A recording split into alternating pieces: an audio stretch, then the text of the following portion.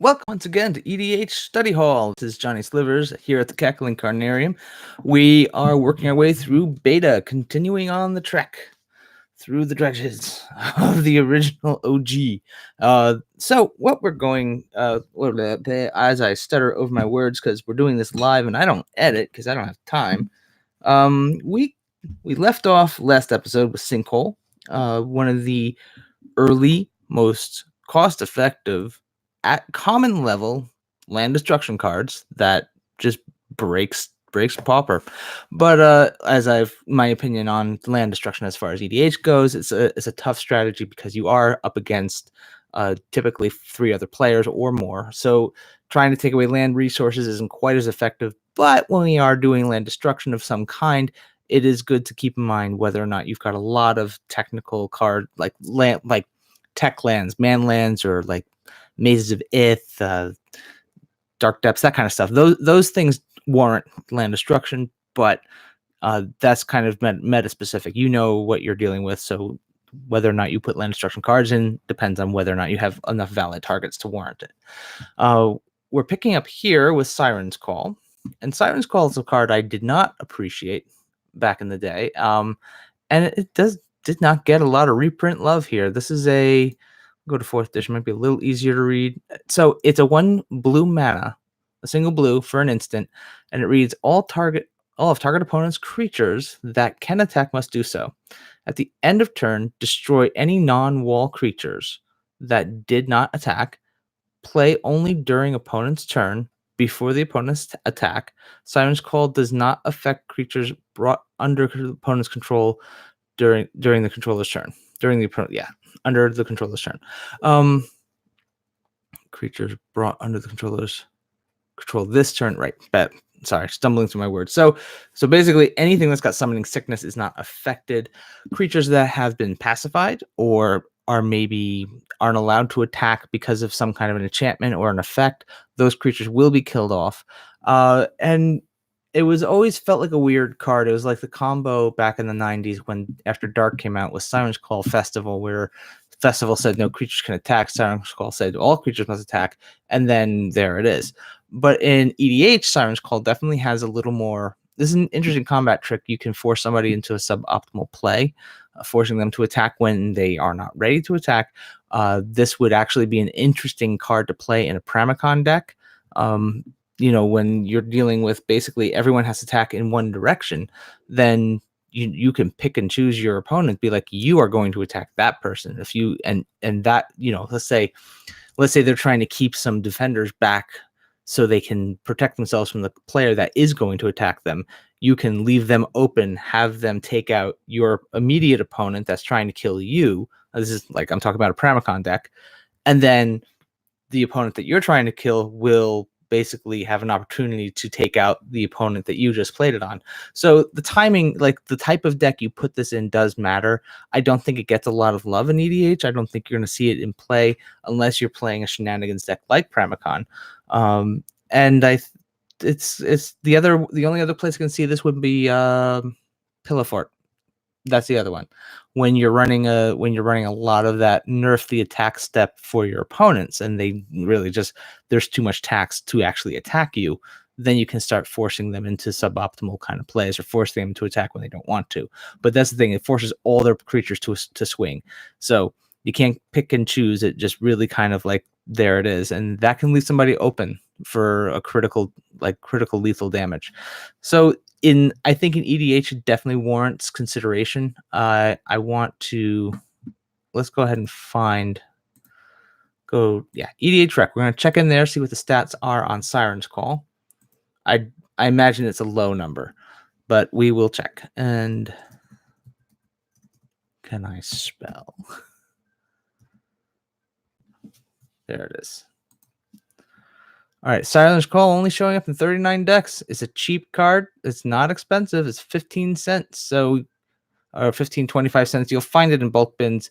But it is something that, like, if you're playing Pillow Fort or you're playing a Pramicon deck, look at this card. Consider it. This might force a suboptimal kind of attack from one of your opponents. And if you're in the right build, you can keep it from swinging at you. So let's go on. Check out the next one down the list. go back over here. So Siren's Call. That's where we kicked off.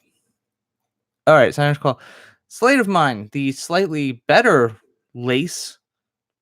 God, it's the interrupt for 1 blue. Change the text of any card being played or already in play by replacing one color word with another.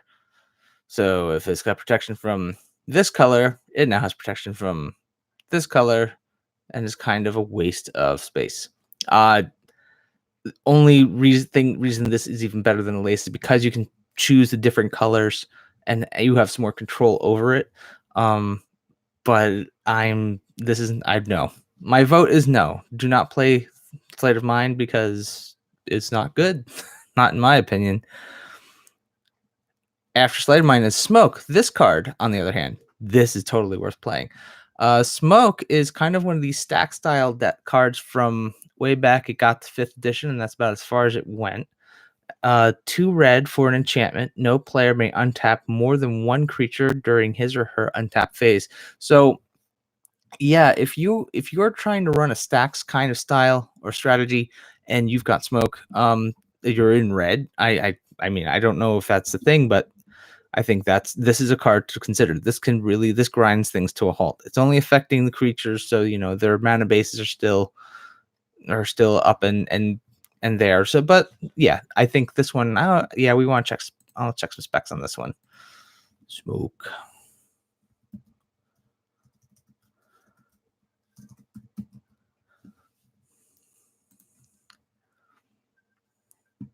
It is showing 1%. All right, so it's not nothing. It's not a zero amount here, but 1,300 decks reporting use of Smoke. It is an interesting kind of enchantment to run in if you're trying to like really grind out the advantage and force people to like play around a card like this, especially if you're in an aggro heavy meta. This is not a bad card. Make sure you know your meta, make sure it fits into your strategy. You don't want to it's going to affect you, so you want to make sure that it's not going to be too much of a drawback for you. But Smoke is a pretty sweet card to consider. And I do like this card. I haven't personally put it to good use myself, but I think there's a home for it for sure. Soul Ring, no brainer. Reprinted over and over and over and over in the Commander precons. They stopped printing this after Revised. Yeah, Revised was the last standard legal set that ever saw it. Lots of reprints from the Vault and Commander sets. One for one casting cost for an artifact. You tap it to add 2 colors mana to your mana pool. Tapping this artifact can be played as an interrupt. That's long-winded kind of thing. You go to the newer versions and just plain and simple tap, add 2 colors to your mana pool. This card is an auto include in every single Commander deck. I know there's a lot of contention over this card, and a lot of people are feeling like, yeah, well, you shouldn't be playing this card because that's just kind of the cheaty face type thing. Nah, you know what? I know there's a lot of people that debate about this, but the truth of the matter is you're talking about a card that is a quick auto include for anybody, and if the play group you're with says they want you to have at least a deck without a Soul Ring, that's easy. Soul Ring free meta is a totally attainable thing. I've seen it done. There's many big time people who do that. That's the way you do it. We're Commander players. We can figure it out. We don't need everything to be restricted and banned and regulated. We can figure it out. And Soul Ring is an example of that. And let's face it, if you're a Commander player, eventually you build more decks than you have Soul Rings. So that's how that works. So yeah, eventually you will build a deck without it. But the original art, that's the sweet one. That's some awesome stuff. I actually I have a revised version. It's a little faded. It's a faded out version, but I've got a revised version where I decided to get all cheeky and alter the art. Colored in the middle of the card yellow and drew a little smiley face in there. So yeah, that one's got a soft spot in my heart for that one. But yeah, Soul Ring, always easy to add in. There's not even a debate over that. There's just a debate over whether or not it's too powerful, and then that can be resolved with handling. You can handle that with your own local meta. All right. Next up is Soulnet. Soulnet got up to 7th edition. Good on Soulnet. Right? Way to go, Soulnet. Blech. It's a 1 mana artifact. The ability is whenever a creature is put into a graveyard from play, you may pay 1. If you do, you gain 1 life. So I mean, there's kind of like this. It's like one of those cards. If you're brewing some kind of a graveyard shenanigans deck and you're just kind of stumbling through it and you just need a filler, this could work. I mean, that's fine. But again, when it comes to life gain kind of cards, the cost of you have to do this for each is like every time you have to pay the mana. Just the general cost and maintenance on making this card work is its drawback. So there's a reason it's a very cheap card. It doesn't cost a lot of money. I imagine the numbers on this are low. I'm not going to go looking into it. I personally don't see it as a big get for a deck that you're trying to put together. But if you have it and it needs to hold a space, give it a shot. It's worth, if you've got a more casual deck, give it a try if you're doing like graveyard shenanigans. But that's about it, personally, in my opinion. I have to say, like the art on this version right here. I think this is 6th edition. That's got some. I like what they went. Like where they went with that one. That one looks nice. The old version, like revised here, was this kind of just look. It's a spiderweb, ethereal style, and it's catching a ghost. Yay! No, I mean, I think that the upgrade of art, I think that was definitely a step up. All right, so let's get on down the list. After Soulnet, click, click, click. Doot, doot, doot. Is Spellblast. So Spellblast is kind of the lesser version of, I think it was Power Sync, where it's an X counter spell, X and blue, interrupt target spell is countered. X is the cost of the target spell. I mean, like in the earliest days, this one was a hard one to make arguments for, just because it's like, well, everyone's playing these 3, 4, 5, and 6 drops, and then there's no point in spending 5 mana for a counterspell. But in something like a legacy type format, you do have, you can pay 0 for a X costing artifact like a chalice and counter it for basically, I don't know. Well, I got to, you know what? Don't take my word. I got to check on that one, because it's just counter X is the cost of the target spell. Let's go look at a newer version. Make sure. Let's see. Mana cost, converted mana cost. Okay, so it's talking about converted mana cost. So X spells like Chalice, you could counter that for a single blue with this, I believe. If I'm wrong, somebody please correct me, but I'm pretty sure that's how it would work. It's good for early game kind of counters. You can take out 1 drops and 2 drops for a reasonable amount of mana. After that, you're just better off having more proper counter spells, like hard counter spells and other options that are not going to cost as much. In EDH, this one's a tough one because you have to pay X. It has to be the casting cost of the card you're trying to counter. So EDH, you do find your way into games where you're going to see bigger casting costs, so it becomes less potent than something like Power Sync. And I gotta check, make sure I'm getting this right, because what is it? Disrupting Scepter. That's the one that I messed up. I got Rod of Ruin and Disrupting Scepter confused the other night. But now I didn't. Okay. Power Sync, I think, is the other one. We covered it in an earlier episode. And did I get that right? Power Sync is, yeah. All right. So Power Sync is the X counter spell, where I like the old art, but the wording got improved. Man, I wish they printed that past like Tempest.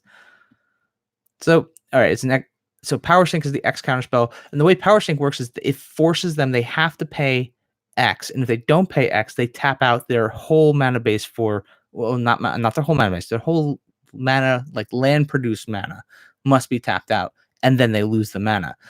That's what Power Sync is, just a straight up better card altogether. A great bottleneck card. But when it comes in, so even into the late game, even if you can't actually properly counter the spell, you can still force them into making either suboptimal plays or force them to commit more resources than they really needed to for a turn and set them back maybe a half turn, maybe a whole turn.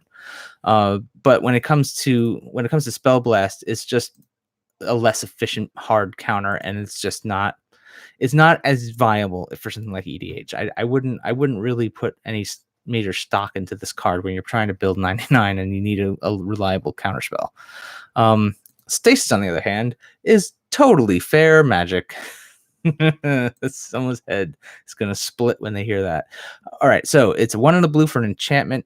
Players do not get an untapped phase.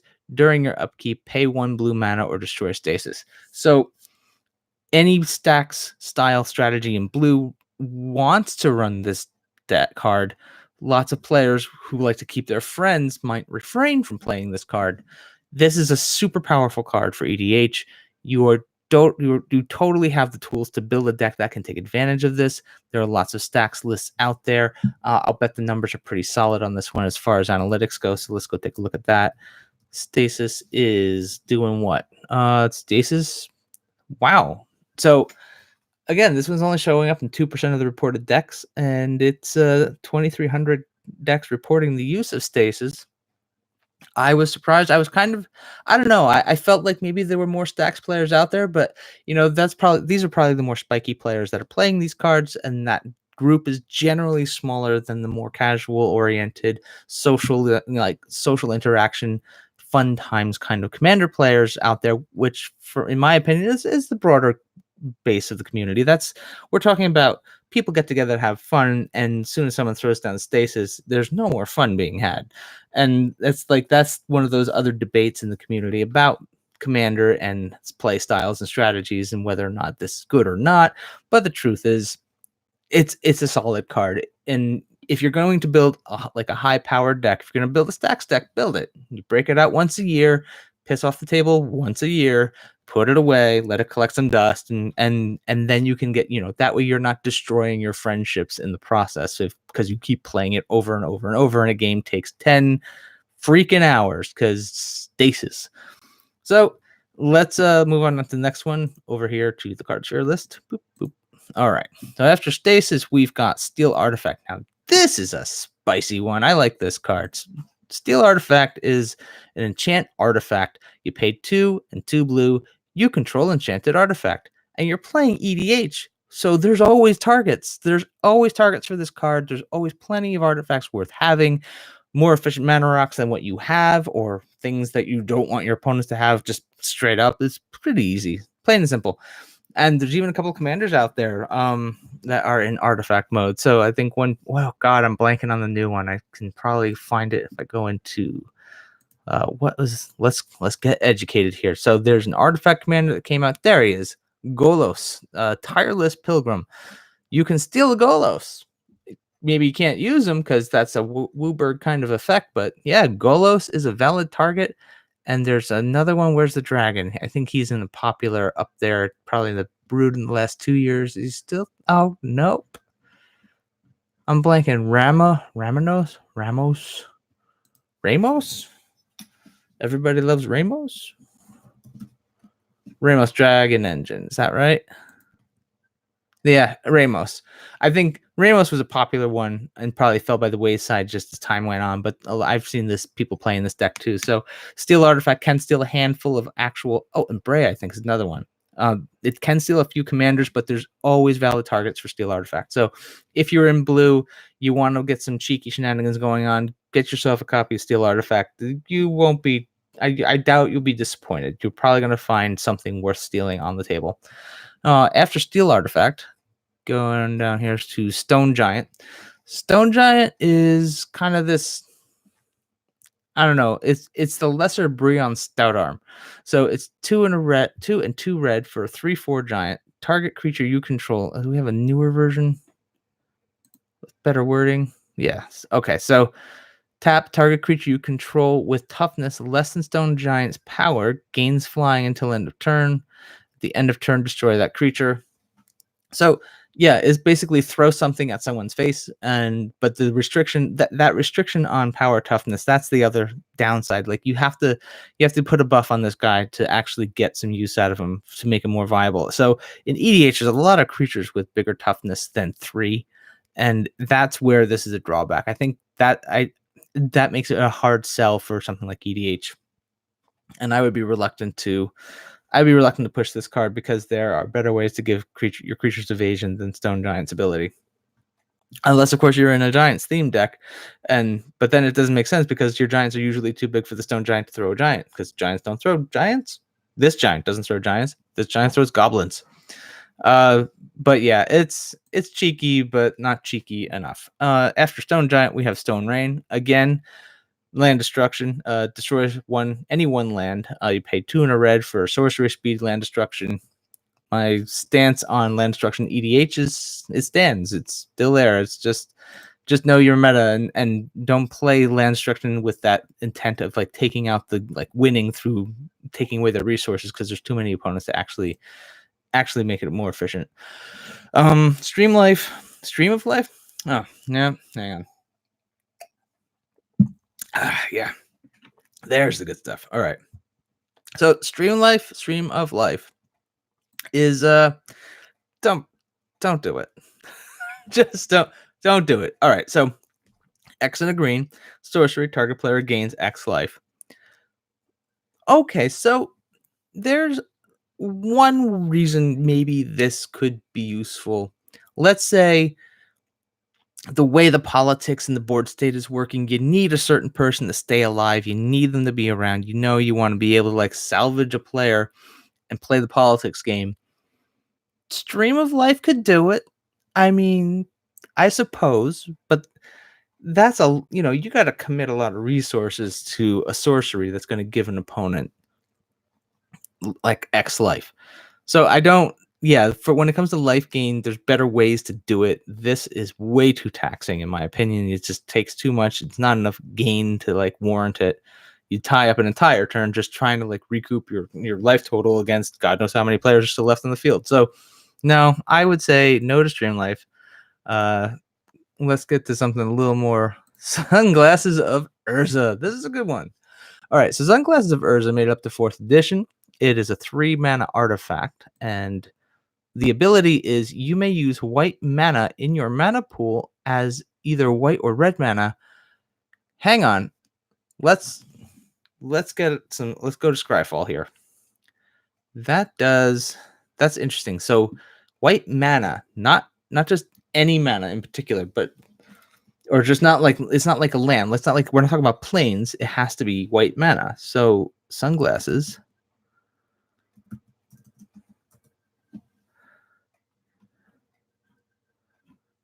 Am I broken? There we go. The Oracle text reads, you may spend white mana as though it were red mana. That's pretty cool. So it's not just about planes, or if white mana can come from any source. It can come from a mana dark, it can come from a mana rock. That's interesting. Okay, so that gives you some nice little mana fixing for Boros, and that can be tricky too, because if you're in red white Boros type blend, there's some pretty funky white cards out there that call for a lot of white mana, like like some of the big ones, like big beefy white cards that you want to have as a beater or like just a blowout kind of spell can be really heavy on that on the white mana symbols. This is a neat idea. If you're in that kind of a deck and you want to be able to fix for red, but you have to be heavy on planes and white mana sources, this is a nice way to be able to play like a Boros style deck and do more of a splash of red than an actual like fixing, doing a really fine-tuned mana. Like if your mana base is really budget, or you just know you got to be heavier in white versus the red in your Boros build, this is actually a neat way to like fix that problem. So Sunglasses of Urza, I kind of, in a very specific build, it's only going to be in a Boros build, but this is a pretty neat tool, and it may be worth looking into. I'm betting the numbers are low. 41 cards. Okay, so only about 41 decks actually showing this ever showing up. And because it is very specific, it's probably only showing up in red-white decks and in decks that are going to be heavier in white, I'm guessing. And I think that's a neat little niche kind of strategy, like a quick little fix that people might not see coming. And it's a question of whether or not it's, you got to make sure that your threat level doesn't look like they have to kill this. Because I think right out of the gate, people aren't going to want to waste an artifact kill spell on this if they don't have to. But if they find out that your strategy really hinges on this card, then it could be a little tricky. But if it's just to like make red a little more splashable for you, then it's still, the threat level might be low. They're more worried about what you're actually doing with the mana. So I think I like it. It's not a high powered card for EDH. I like what it can do for a specific type of deck, and I think it is worth considering if you find your way into that mono white wants to splash red kind of Boros build. So, think about it. It's I'd say proceed with caution, but it's very, very specific. Sunglasses. So again, once again, when it comes to basic lands, if you can get your hands on unlimited and betas, the old look is just a sweet look. They don't have the tap symbols. It has the word tap. It just looks cool. It's nice to have. If you're going to spend money on some OG kind of stuff, I mean, it's rough that you're going to be spending close to $17 for a basic land, but it's a beta, man. Like that's what it is. You can get the unlimiteds too. You know what? If you can get unlimiteds, those are fun to have as well because they look like you put people on tilt. It's like, oh, it's a whiteboard. Oh my god! But it's an unlimited whiteboarder. Stop complaining. Just play your game. Stop complaining. So what? It's a whiteboarder. Get over yourself. I love that. I love that whiteboarder puts people on tilt. It's just it makes me feel warm and fuzzy inside. And I think this will be a good wrap up point. Swords to Plowshares. So Swords to Plowshares is 1 white mana for an instant. This has gotten many printings throughout the years, mostly in supplemental kind of sets because they don't want this back in standard.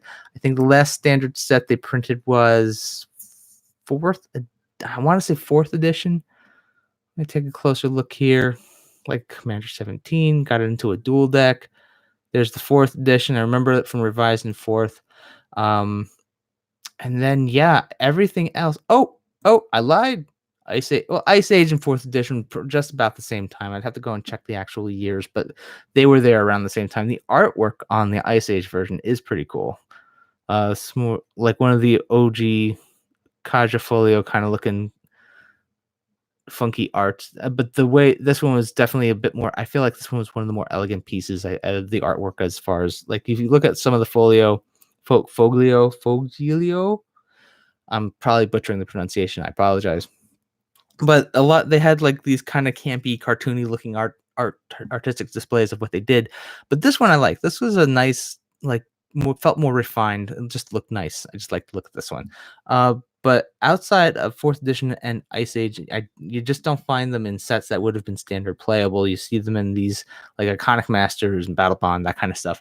So this got lots of printing. It kept the pricing down, it's still under $2 a piece, and that's for an uncommon. So that's pretty for an uncommon. That's not bad. So it's got a lot of utility and use. You're only ever going to see it in Legacy and Vintage typically. It's because of the way it works. So let's go ahead. I go blabbering on about it. I should actually talk about what it actually does. So 1 white mana for an instant, exile target creature. Its controller gains life equal to its power. So the fact that you get to nuke the creature clean off the board and it's gone. It's Sobering, never heard of it. Come on. I was just peeking over at the chat. I'm not used to have people talk to me. Swords to Plowshares. Swords to Plowshares is definitely a card worth playing in EDH, just because for 1 white mana you can nuke the biggest threat on the field, and it's really efficient. It's like, and even if it gives your opponent life, it's taking out someone's life total. Even if it gives it a 10, even if you buff them for 10, that's still better than say getting them an extra land or having to face down this big bad for however long you need to face it. So there it is. I think we're going to wrap up on that one. So until next time, click the like button, subscribe, say hi, drop a comment. That's fine. You can also find me on Twitter at Johnny Slivers. And I think there it is. That's episode 18 for EDH Study Hall. And until next time, I hope you're having a great day. And may your top decks be epic.